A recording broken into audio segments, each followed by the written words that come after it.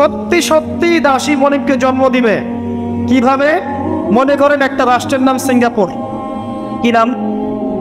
আচ্ছা, ওখানকার মেয়েরা খুবই আধুনিক, ফ্যামিনিস্ট। ফ্যামিনিস্ট মানে হচ্ছে নারীবাদী, নারী পুরুষের কোনো ভেদাভেদ নাই, কাঁধে কাঁধ মিলিয়ে সব করবো, ওকে ফাইন। এখন তারা তাদের কেরিয়ারের পিছনে ছোটে, সকালবেলা উঠেই জব এবং চাকরি, কেরিয়ার ইত্যাদি ইত্যাদি। বিয়ে শাদী করেছে, ফর্মালিটিস করতে হয়। কেউ কেউ আবার ওই লিভ টুগেদার থাকে, কেউ কেউ মেয়ে মেয়েকে বিয়ে করে ইত্যাদি ইত্যাদি, কেউ ছেলে ছেলেকে বিয়ে করে, এমনও চলছে এখন আর কি। তো কেউ কেউ আবার ভুল করে বিয়ে করে ফেলেছে, এখন সন্তান হয়ে গেছে, একটা সন্তানকে তো মানুষ করার সুযোগ নাই, সন্তানকে ডে কেয়ার সেন্টারে দিয়ে এসেছে। আবার কারো কারো সন্তান নেওয়ার মতো সময়ই নাই, কেরিয়ার নিয়ে ব্যস্ত। কথা বুঝতে পারছেন? সব সন্তান 7 মাস 9 মাস পেটে ধারণ করবো, আবার এই সিজার বা নর্মাল ডেলিভারি, আরো 2 বছর কষ্ট ইত্যাদি ইত্যাদি। দরকার কি সন্তান নেওয়ার? কি করা যায়? দরিদ্র দেশগুলো থেকে মেয়েকে হায়ার করা। যেমন দরিদ্র দেশ মনে করেন যে আমাদের ধরেন মালদ্বীপ বা আমাদের শ্রীলঙ্কা বা আমাদের আফগানিস্তান বা আমাদের অন্যান্য যেগুলো দরিদ্র কাটিয়ার, ইন্দোনেশিয়া থেকে বেশি নেওয়া হয়, যেগুলোর মাথা পিছু অনেক কম। আচ্ছা, একটা দরিদ্র দেশের মেয়েকে নিয়ে এসে একজন পুরুষ স্পার্ম মানে শুক্রাণু, তার যে শুক্রাণুটা আছে, এই শুক্রাণুটা বিশেষ পদ্ধতিতে ওই মেয়ের ওই ডিম্বাণুর সাথে মিলিত করে ইনজেক্ট করা হয়। আমি কি বোঝাতে পারছি? একটু বোঝার চেষ্টা করেন। শুক্রাণুটাকে নিয়ে মেডিকেল সায়েন্সের এখন অনেক পদ্ধতি আছে, এর মধ্য দিয়ে শুক্রাণু ডিম্বাণুকে একসাথে একত্রিত করে গর্ভের মধ্যে রেখে দেওয়া হয়। এবার এখানে বাচ্চা কনসেপ্ট করে, আস্তে আস্তে আস্তে বাচ্চা বড় হচ্ছে। কার্পেটে বাচ্চা বড় হচ্ছে ওই গরিব মেয়েটা, আর শুক্রাণুটা ওই বড় লোকের। কথা বুঝতে পারছেন কি? যার স্বামী আর স্ত্রী দুজনে ব্যস্ত, সন্তান নেওয়ার ফুরসত নাই, স্ত্রীর সন্তান নেওয়ার ফুরসত নাই, স্ত্রী ব্যস্ত ক্যারিয়ারের পেছনে, ফ্যামিলিস্ট। এবার 9 মাস এই মেয়েটাকে খুব ভালো মতো খাওয়ানো হবে, ভালো খাওয়ানো হবে, ফ্রেশ পানি খাওয়ানো হবে, ফ্রেশ খাবার, একদম তত্তাজা একটা বাচ্চা চাই।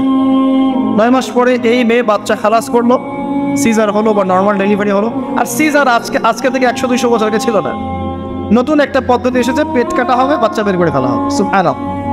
মনে হয় গরু, ছাগল, হাঁস মুরগির বাচ্চা হয়, মানুষের বাচ্চা সিজার ছাড়া হইতে পারে না। এটা যে শেষ জামানা হাদিসে আছে, আপনাকে বললে আপনি বিশ্বাস করবেন? আখিরুজ্জামান কিয়ামতের আলামতের যতগুলো হাদিস আছে, এর মধ্যে একটা এরকম হাদিস আমি পড়েছি যে শেষ জামানায় মেয়েদেরকে ধরা হবে, ওদের পেট কেটে ফেলা হবে। আর কোন নিদর্শনের জন্য অপেক্ষা করছেন? শেষ জামানায় মেয়েদেরকে ধরা হবে, মেয়ে রাজি না থাকলেও বোঝানো হবে, সিজন না করতে বাচ্চা বাঁচবে না। মেয়ে রাজি না থাকলেও, পরিবার রাজি না থাকলেও বোঝানো হবে, বিজনেস, যে সিজন না করলে আপনার মেয়েকে বাঁচানো যাবে না, আপনার সন্তানকে বাঁচানো যাবে না, পরিস্থিতি খুবই খারাপ। এমন ভাবে ব্রেইন ওয়াশ করা হবে, ভয়ে বাচ্চা, মা বলবে হ্যাঁ করেন সিজার করেন, বাবা বলবে হ্যাঁ করেন, কোনো সমস্যা না, জানেন? এবং এর পিছনে লাখ টাকা, 2 লাখ টাকা, 5 লাখ টাকা নির্দ্বিধায় খরচ করা হবে। বিজনেস, টোটাল বিজনেস একটা। ক্রিটিক্যাল অবস্থা এক জিনিস, আর নর্মালি সবাই গণহারে সিজার করছে আরেক জিনিস। এটা টোটালি একটা ব্যবসা এবং পুরো মানব জাতিকে ধ্বংস করার প্ল্যান এটা। জুলুম, মেয়েদের একটা জুলুম। শেষ জামানে হাদিস এসেছে যে আখিরুজ জামানে মেয়েদেরকে ধরা হবে, মানে মেয়েরা ধরা দিবে না, ধরা হবে, পেট কেটে ফেলা হবে, এর ভিতরে যা আছে ওকে বের করে ফেলা হবে। স্পষ্ট তক্কা হাদিস, কেউ দলিল চাইলে আমাদের নক করেন, আমি দিব দলিল ইনশাআল্লাহ। কোন সময়ের জন্য অপেক্ষা করছেন? এই সিজারিয়ান এই ট্রেডিশনটা আজকে থেকে 50 বছর আগে ছিল। আপনার দাদিরা কি এভাবে সন্তান জন্ম দিয়েছে? তাদের 11টা বাচ্চা হইতো, 12টা 15টা বাচ্চা হতো, আর আমার 1-2টাতেই সিজার লাগে। গরু ছাগলের বাচ্চা হয়, আমাদের বাচ্চা হইতে পারে না? সুবহানাল্লাহ, সুবহানাল্লাহ। ইভেন আমার ক্ষেত্রে এমন হয়েছিল। 12 ঘন্টার মধ্যে না করলে আপনার ওয়াইফকে বাঁচানো যাবে না। বললাম ওয়াইফ বাঁচবে, নর্মালি হবে, নর্মালি করবে। আমি যাই না মাঝে দাঁড়ানো, আলটিমেটাম সময় দিচ্ছে যে সময় থেকে হবে না, সময় এটা পার হয়ে গেলে সিরিয়াস অবস্থা, মারা যেতে পারে, মরবে না, এভাবেই হবে, করান। এভাবেই হয়েছে, কি সমস্যা? মানুষকে ভয় দেখানো হয় এখানে। আমি এই কথাটা এই জন্য বললাম যে যারা পুরুষ আছেন আপনারা এবং যারা সন্তানের বাবা হচ্ছেন, আপনারা আপনাদের স্ত্রীদের জীবনটাকে এভাবে ধ্বংসের মুখে ঠেলে দিয়েন না, ওদের উপরে তো জুলুম করেন না। আল্লাহ পাক প্রাকৃতিক নিয়ম দিয়েছেন, এভাবেই বাচ্চা হবে ইনশাআল্লাহ। ক্রিটিক্যাল অবস্থা এক জিনিস, একটা ক্রিটিক্যাল সিচুয়েশন হয়েছে, তখন আপনি করতে পারেন, সেটা আলাদা বিষয়। নর্মালি এমন একটা ট্রেডিশন বানাচ্ছেন কেন? ঘরে করে সিজার কি দরকার আছে? আশ্চর্য একটা ব্যাপার, আশ্চর্য। এরপরে দেখবেন আরো 2 বছর তাকে এই বোঝা বয়ে বেড়াতে হয়। যাই হোক, হাদিসের মধ্যে আসেন, এই যে বাচ্চাটাকে জন্ম দিল এই মেয়েটা, গরিব মেয়েটা, এবার এই মেয়েটাকে কিছু ডলার দেওয়া হলো। তুমি 9 মাস গর্ভধারণ করেছো, তোমাকে পারিশ্রমিক দেওয়া হলো, বাচ্চাটা আমাকে দাও, তুমি বিদায় নাও। এই মেয়ে পারিশ্রমিক নিয়ে চলে আসলো।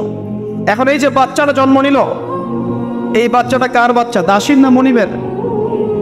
কার কার শুক্রাণু আছে? এই হচ্ছে হাদিসের ব্যাখ্যা। এখন করতে পারবেন আপনি ব্যাখ্যা, আজকে থেকে 500 বছর আগে এই ব্যাখ্যা করতে পারতেন না, কারণ এই ফিতনা 500 বছর আগে ছিল না। এই যে দাসী তার মনিবকে জন্ম দিয়ে চলে গেল। নবী সাল্লাল্লাহু আলাইহি ওয়াসাল্লাম 1400 বছর আগে বলেছেন এমন একটা সময় আসবে দাসী মনিবকে জন্ম দিবে। চিন্তা করেন, আর কতটুকু সময় বাকি আছে আপনার হাতে, আপনি ভাবতে থাকেন। আমি তো বেশি করতে সমস্যা, হজম হয় না কিছু মানুষের। খালি চোখ কান বন্ধ করে খাও দাও, ঘুমাও, 5 ওয়াক্ত নামাজ পড়ো, ব্যাস এনাফ। যখন সমস্যা আসবে তখন দেখা যাবে, এমন ভাব মানুষের আছে। মনে করেন যে চাঁদ এবং পৃথিবী আছে একটা এই যে গ্রহণের মধ্যে। এখন অন্য একটা গ্রহাণু আসছে পৃথিবীর দিকে, ধেয়ে আসছে। অনেক সময় দেখা যায় না খবরে, ধেয়ে আসছে গ্রহাণু, দেখা যায় না? ধরেন ধেয়ে আসছে এবং বিজ্ঞানীরা নিশ্চিতভাবে বলবো যে আগামী 10 বছরের মধ্যে এটা লেগে যাবে, আগামী 10 বছরের মধ্যে এটা পৃথিবীতে এসে পড়বে, বা 10 ঘন্টা পর পড়বে, বা 10 মাস পর পড়বে, এমনটা বলে দিল বিজ্ঞানীরা। এখন আপনি কি করবেন? আচ্ছা, যখন আসবে তখন দেখা যাবে, এত ব্যস্ত হওয়ার কিছু নাই, ঘুমাও, খাও, ফুর্তি করো, যেমন দিনকাল যাচ্ছে যাক, কোনো সমস্যা নাই।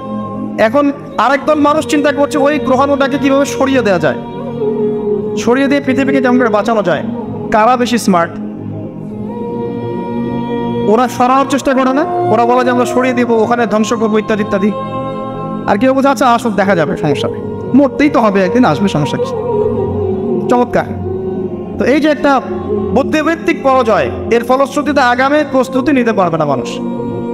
সাহাবায়ে কেরাম রাদিয়াল্লাহু আনহুম মসজিদে বসে একটা বিষয় নিয়ে কথা বলছেন। নবী সাল্লাল্লাহু আলাইহি ওয়াসাল্লাম পাশ দিয়ে যাচ্ছেন, জিজ্ঞাসা করলেন তোমরা কি নিয়ে কথা বলছো? সাহাবীরা বলছেন আমরা আলামাতুস সাআ নিয়ে কথা বলছি ইয়া রাসূলুল্লাহ, আমরা কিয়ামতের আলামত নিয়ে কথা বলছিলাম। সাহাবীরা কথা বলছেন কিয়ামতের আলামত নিয়ে, তাদের কোনো দরকার আছে কথা বলার?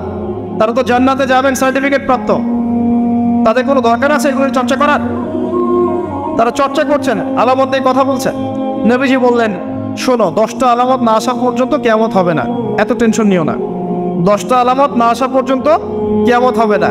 দাজ্জাল, ঈসা ইবনে মারইয়াম, ইয়াজুজ মাজুজ, আপনার দাব্বাতুল আরদ, আপনার 3টা ভূমিকম্প, ইত্যাদি ইত্যাদি, এরকম 10টা আলামত আসবে, তারপর কিয়ামত হবে। তো সাহাবীরা যে বসে বসে কথা বলছেন কিয়ামত নিয়ে, তারা কি বুঝতেন না যে কি করা লাগবে ইসলামের জন্য, কি করা লাগবে না? নাকি আমি বেশি বুঝি? তারা কি জন্য কথা বলছিলেন? কারণ তারা আগামী প্রস্তুতি যাতে গ্রহণ করতে পারেন। কেউ যদি মৃত্যুর আলোচনা করে, পরকালের আলোচনা করে, শেষ জামানের কথাবার্তা বলে, আলোচনা করে, এটা কি এই কারণে যে মানুষ হতাশ হয়ে বসে থাকবে? নাকি এই কারণে বরং তারা আরো উজ্জীবিত হোক এবং সময়টাকে কাজে লাগাক, আগামীর দিনগুলোকে ইবাদত করে কাটিয়ে দেখ? কোনটা উদ্দেশ্য কোনটা?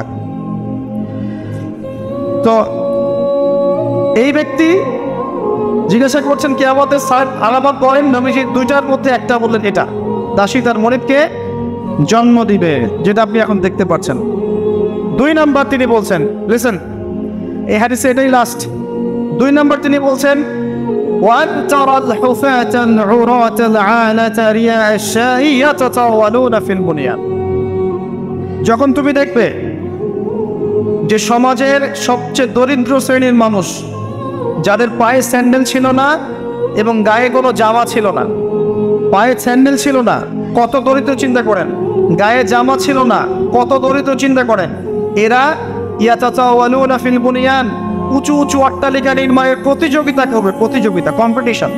নির্মাণ করবে এটা বলা হয়নি, কম্পিটিশন করবে। তোমার 10 তো আমার 15, তোমার 15 আমার 20, তোমার 100 আমার 200, কম্পিটিশন করবে।